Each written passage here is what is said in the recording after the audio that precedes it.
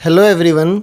Discrete mathematics की video lecture series में आज से हम शुरू करने वाले हैं एक बहुत ही इंपॉर्टेंट टॉपिक और वो है रिलेशंस। सो फ्रेंड्स, ये जो टॉपिक है रिलेशंस, ये आपके सेमेस्टर एग्जाम्स के अंदर तो काम आएगा ही। काफ़ी क्वेश्चंस इसके ऊपर होते हैं। अगर आप गेट की प्रिपरेशन कर रहे हो, अगर आप में से कोई यूजीसी नेट की प्रिपरेशन कर रहा है, तो उसके लिए भी आपको ये टॉपिक बहुत अच्छे से कवर करना पड़ेगा। तो रिलेशंस को समझने से पहले कि रिलेशन आखिरकार है क्या, हमें ये पता होना चाहिए कि जो रिलेशन है वो कैसे डिराइव्ड होता है। So the relations are derived from Cartesian product. कि अगर मेरे पास दो सेट गिवन है, let us say A and B, तो इनके कार्टेशियन प्रोडक्ट से ही रिलेशन बनेगा। अब इनका कार्टेशियन प्रोडक्ट हम निकालते कैसे हैं, देखो जैसे दिया हुआ है ए और बी, तो मेरे पास क्या है, बेसिकली यहाँ पे एक सेट है ए जिसके अंदर वैल्यूज हैं 1 एंड 2, और एक सेट है मेरे पास बी जिसके अंदर वैल्यूज हैं ए बी और सी। अब जो कार्टेशियन प्रोडक्ट होता है वो क्या होता है, वो एक ऑर्डर्ड पेयर ऑफ सेट होता है। जैसे ए का सेट बनेगा, ए का पेयर बनेगा बी के सेकंड एलिमेंट, थर्ड एलिमेंट और फोर्थ एलिमेंट के साथ। तो जैसे मैंने लिखा 1A 1B 1C, 1A 1B 1C, ठीक है। ऐसे ही अब पहले वाले सेट के सेकंड एलिमेंट का पेयर बनेगा सेकंड सेट के सारे एलिमेंट्स के साथ।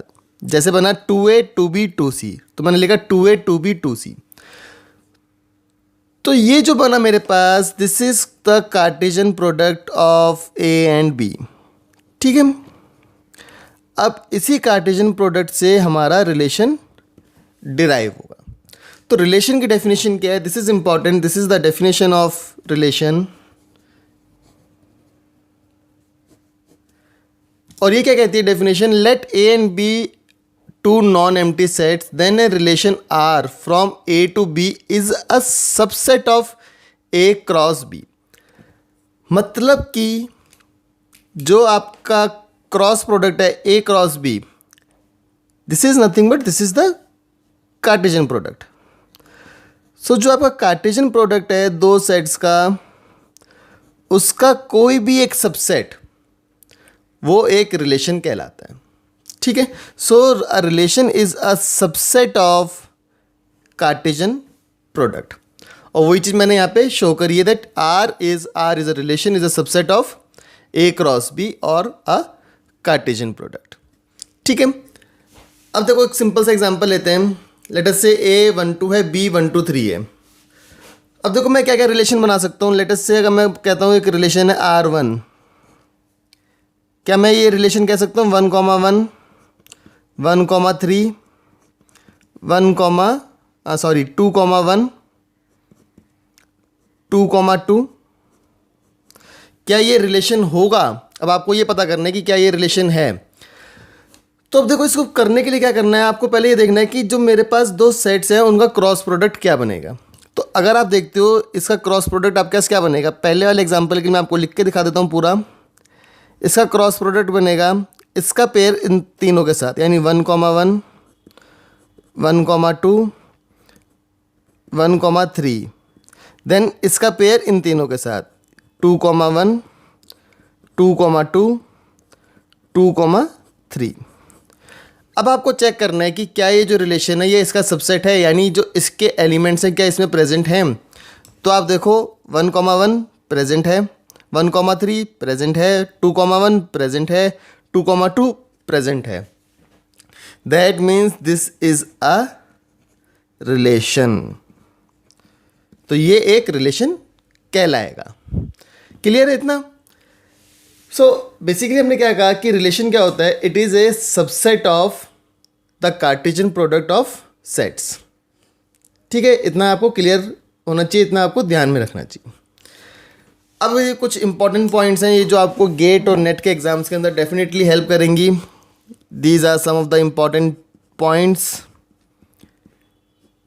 आप इनको एज इट इज़ याद भी रख सकते हैं। सबसे पहला जो इम्पॉर्टेंट पॉइंट है वो क्या है कि मैक्सिमम नंबर ऑफ रिलेशंस कितने हो सकते हैं, वो हो सकते हैं जितना आपके कार्टेशियन प्रोडक्ट है, ठीक है। सो जितने आपके कार्टेशियन प्रोडक्ट्स बने हैं उतने मैक्सिमम नंबर ऑफ रिलेशंस आपके बन सकते हैं। देन मिनिमम नंबर ऑफ कितना होगा 5, because 5 is also a subset of this set. Then the total number of relations is given by 2 to the power m into n, और m क्या है, number of elements of set A and n क्या है, number of elements of set B। जैसे इस case में m कितना था 2, क्योंकि A में कितने एलिमेंट्स हैं 2, n कितना था 3, क्योंकि B में कितने एलिमेंट्स हैं 2। तो मैक्सिमम नंबर ऑफ रिलेशंस कितने बनेंगे, 2 to the power 2 into 3 that is 2 to the power 6। इतने नंबर ऑफ रिलेशंस आप इसके अंदर बना सकते हो। ठीक है, मैक्सिमम का मतलब होता है लार्जेस्ट जो रिलेशन है, लार्जेस्ट कितना बन सकता है ये पूरा, और मिनिमम का मतलब है मिनिमम नंबर ऑफ एलिमेंट से कितने का रिलेशन बन सकता है, वो है 5 दैट इज एम्प्टी सेट। तो ये 3 इंपॉर्टेंट पॉइंट्स हैं, एक तो मैक्सिमम वाला इंपॉर्टेंट है, एक मिनिमम वाला इंपॉर्टेंट है, और एक आपका ये इंपॉर्टेंट है कितने नंबर ऑफ रिलेशंस हो सकते हैं। ठीक है, डायरेक्ट अगर क्वेश्चन होता है कि 2 सेट्स गिवन है, दोनों में कुछ नंबर ऑफ एलिमेंट्स हैं, और पूछा गया कि आप इसमें मैक्सिमम नंबर ऑफ रिलेशंस कितने बना सकते हो, तो डायरेक्टली आप इस फॉर्मूले को यूज़ कर सकते हैं। क्लियर इतना? Now let's move forward. Binary relation is nothing but, जो मैंने यहाँ पे आपको बताया है बेसिक रिलेशन, वही आपका बाइनरी रिलेशन कहलाता है। सो डेफिनेशन देख लेते हैं इसकी फिर भी।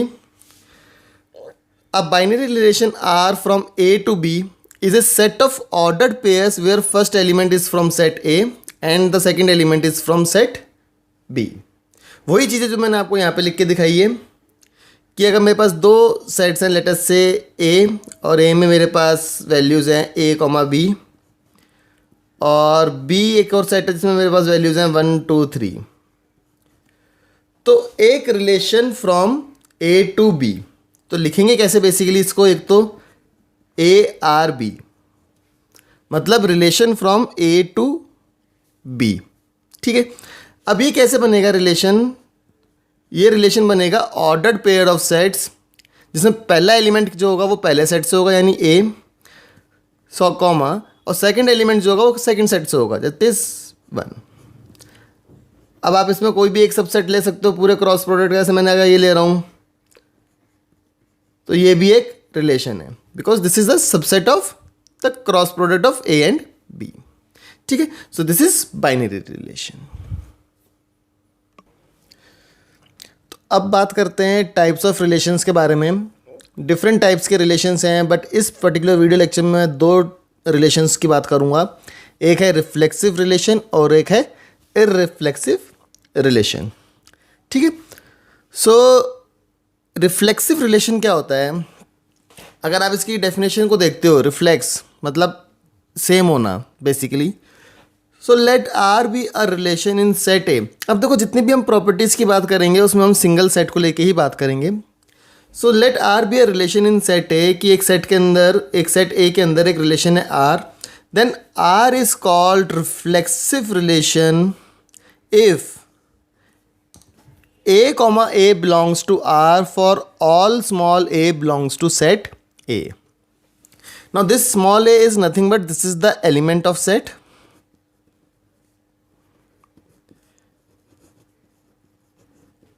जैसे कि देखो हमारे पास एक सेट यहाँ पे गिवन है A, तो यहाँ पे A कितने हो गए, A की वैल्यू हो सकती है 1 2 3 एंड 4। ठीक है ना, यही 4 एलिमेंट्स हमारे पास। अब हम क्या कह रहे हैं कि रिफ्लेक्सिव कब होगा, जब मेरे पास ऐसे पेयरिंग होगी, यानी A, A होगा रिलेशन के अंदर। A, A का मतलब क्या है, क्या क्या होना चाहिए, 1, 1 होना चाहिए। ऐसे जब A2 है तो 2, 2 होना चाहिए, जब A3 है तो 3, 3 होना चाहिए, और जब A4 है तो 4, 4। रिलेशन में ये 4 एलिमेंट्स जरूर होने चाहिए। इसके अलावा कोई और है नहीं है, या फिर ये सिर्फ ये 4 हैं, उससे कोई फ़र्क नहीं पड़ता। बट अगर ये 4 हैं तो ये हम कहेंगे कि ये हमारा रिफ्लेक्सिव रिलेशन है। क्लियर है इतना? और आप देख सकते हो ये क्या है, ये डायगोनल पेयर्स बनाते हैं बेसिकली। अगर मैं इस सेट का इसी से कार्टेशियन प्रोडक्ट करूँगा तो ये चारों पेयर क्या है मेरे, बेसिकली डायगोनल पेयर्स हैं। बट उस तरफ नहीं जाते हैं, सिंपल टर्म्स में हम बात करते हैं। हमारे पास अगर ये 4 एलिमेंट्स हैं तो मैं कहूँगा कि ये मेरा एक रिफ्लेक्सिव रिलेशन होगा। अब देखते हैं 2 एग्जाम्पल्स। एग्जाम्पल नंबर 1, सपोज इस सेट का एक रिलेशन है ये R1, 1, 1 प्रेजेंट है, सो टिक कर देते हैं इसे। ठीक है, ये तो होना ही चाहिए। 2,4 से हमें फ़र्क नहीं पड़ता, मैं नहीं देखूंगा। 3,3 होना चाहिए, टिक कर देते हैं। 4,1 से फ़र्क नहीं पड़ता, नहीं देखेंगे। 4,4 होना चाहिए। तो यहाँ पे मेरे पास 3 ऐसे एलिमेंट्स हैं जो मेरे पास होने चाहिए। बट क्या ये रिफ्लेक्सिव रिलेशन है? No, because 2,2 does not belongs to R1, क्योंकि 2,2 भी होना चाहिए और यहाँ पे 2,2 नहीं है। सो that means this is not a reflexive relation. ठीक है, सो काफ़ी सिंपल है कैसे पता करना है। अब देखते हैं एक और एग्जांपल। R2 हमारे पास है 1,1 होना चाहिए, ठीक है। 2,2 होना चाहिए, ठीक है। 2,3 से मुझे फ़र्क नहीं पड़ता, मैं नहीं चेक करूँगा।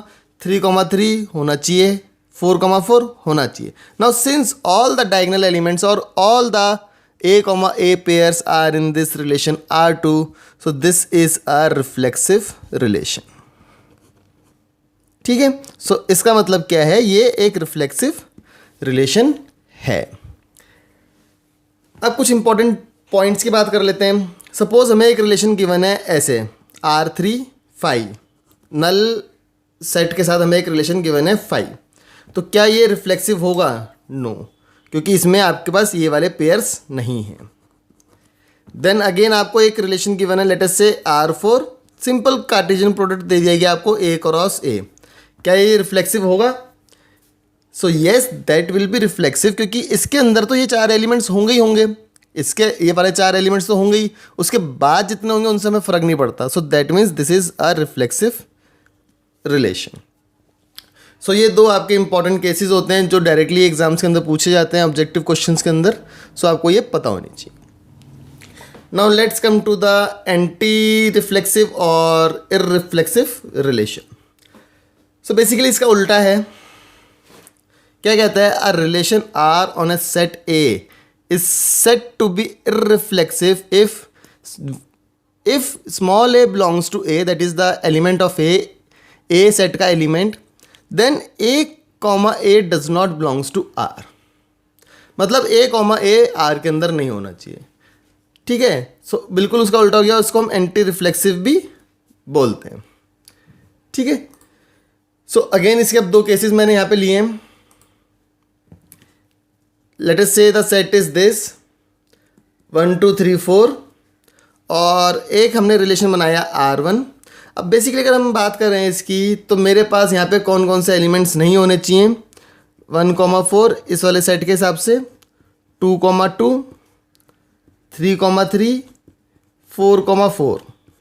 अगर इन चारों में से कोई भी एक रिलेशन के अंदर है तो मैं उसको कहूँगा वो इररिफ्लेक्सिव रिलेशन है। ठीक है, सो नाउ यहाँ पे देखते हैं R1 के अंदर 1,2 है, ठीक है, हो सकता है। 2,1 है, ठीक है, हो सकता है। 3,3 नहीं हो सकता। जैसे मुझे मिला मैं कह दूंगा no, it is not an irreflexive relation. ठीक है, क्योंकि हमें वो वाले पेयर मिल गए जो नहीं होने चाहिए। So basically this should not be present, या मैं लिख सकता हूं if any one is present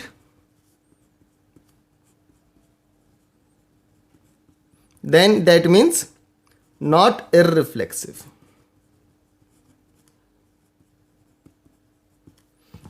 ठीक है, अब यहां पे देखते हैं 1 2 हो सकता है, कोई दिक्कत नहीं। 1 3 हो सकता है, कोई दिक्कत नहीं। 2 4 हो सकता है, कोई दिक्कत नहीं है।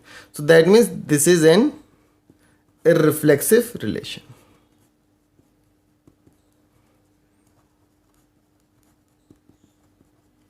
ठीक है, अब देखो इसके स्पेशल केसेस। अगर मैं कहता हूं मेरे पास एक रिलेशन है R1 5 और एक रिलेशन है R2 A क्रॉस A, अब बताओ कि ये वाला इररिफ्लेक्सिव है या ये वाला इररिफ्लेक्सिव है? तो देखो ये तो इररिफ्लेक्सिव नहीं होगा, क्योंकि जो कार्टेशियन प्रोडक्ट है उसमें ये चारों एलिमेंट्स तो होंगे ही होंगे। So this is not an irreflexive, so no लिख दिया। और जो नल सेट है, नल सेट के अंदर तो ये 4 क्या कोई भी नहीं है, और हम क्या कह रहे हैं कि इन चारों में से कोई सा भी नहीं होना चाहिए। सो that means this is an irreflexive relation. ठीक है, सो आज के इस वीडियो लेक्चर में हमने बेसिकली रिलेशंस का इंट्रोडक्शन देखा, रिलेशन होते क्या हैं, और उसके बाद हमने दो डिफरेंट टाइप्स के रिलेशन देखे, reflexive and irreflexive. So this is all for this particular video lecture. Thank you for watching the video. Please subscribe to my YouTube channel for more such tutorials. Thank you.